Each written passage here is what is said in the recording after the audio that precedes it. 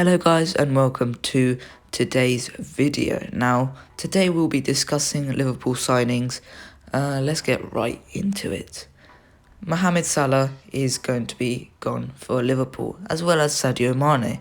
Now, this is all due to AFCON. Now, AFCON's a brilliant tournament, I don't disrespect it at all, but this is going to be a big problem for Liverpool, as they only have Origi and Minamino to back up Salah and Mane, and that's obviously a huge drop-off.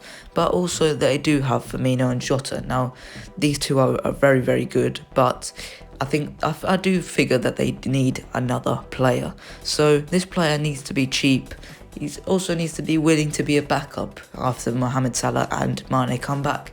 He needs to be reliable, but he can also be young, which is optional, versatile, which is optional, and he needs to be energetic and quick to be in Klopp's heavy metal system. So I think this is all the requirements for a player in this system. I think let's get right into the options. Option 1, the future.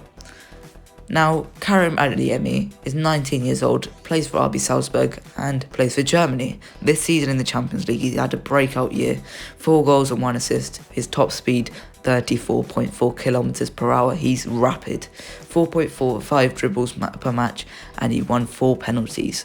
He's been fantastic at winning penalties and winning fouls. 16 goals and assists in the Austrian Bundesliga. He's been a brilliant player for RB Salzburg, and he's been the next player in this long list of players in that RB Salzburg team. With other interest from clubs like Dortmund, Barcelona, Real Madrid and Bayern Munich, they're going to have to be really quick in snapping him up. This is going to be a big move for Liverpool. Option 2, the risky option. Gonçalo Guedes is 25 and he plays for Valencia. He's also Portuguese. He used to play for PSG, so he knows what it's like to be at the top level. 2.3 shots per game with 6 goals and 4 assists. He's very, very good in front of goal. He's also very, very fluid in the offensive line. He's moving from left to right to up front. 1.9 dribbles per game means that he's quite a good dribbler. He's a good dribbler. He's at the depth at that level. Valencia are not in the best state right now due to Peter Lim being not very good owner.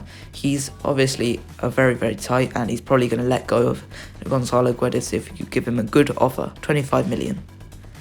The out-of-the-box option, Giovanni Simeone. Now, his dad is quite the villain at Anfield, obviously instrumenting Atleti's win 3-2 in the 1920 season. However, this year, Giovanni Simeone, who's 26 and plays for Hellas Verona on loan from Cagliari, he's Argentinian, and this season he's got 17 appearances with 12 goals and 2 assists. He's third in the Golden Boot race in Serie A. 18 pressures with 5 being successful per game is very, very good, especially for that Liverpool team. With 5 Argentinian caps and 1.2 tackles per game, he is a very, very good player, and he's rated by the Argentinian setup, which obviously has quite a few big teams. Now, this season he's been brilliant, and I think he would be quite a good player for Klopp to have at his disposal. Let's see what Klopp does to try and get Giovanni Simeone. The final option, the breakout option. Luis Diaz of FC Porto, 24 and Colombian, is probably the most interesting option and probably the most likely. 14 goals and 3 assists this season. He's been Porto's best player. He's 2.7 dribbles per game with 2.7 shots per game. He's very, very good in front of goal and very, very good in terms of his output. He cuts inside quite often from the left inside, and he's got fluid positioning, always moving about on that front line. And he's also a Colombian international, so you can play him all across that front line and he can adapt to it really, really well. With Luis Diaz, he's going to be costing quite a lot. He's already played Liverpool this season, obviously in the 5-0 loss this season, as well as the other game which Porto lost as well, which damned their chances. However, Sergio Conceição is going to be quite unwilling to let go of his star man. Especially in mid-season. He's been brilliant this season in terms of form, and I think it's going to have to cost upwards of 40 million to 70 million to get Luis Diaz out of Porto for this season. He's been brilliant, and I really hope I see him at Anfield. But that's it for today's video. Now, if you've enjoyed, please like and subscribe.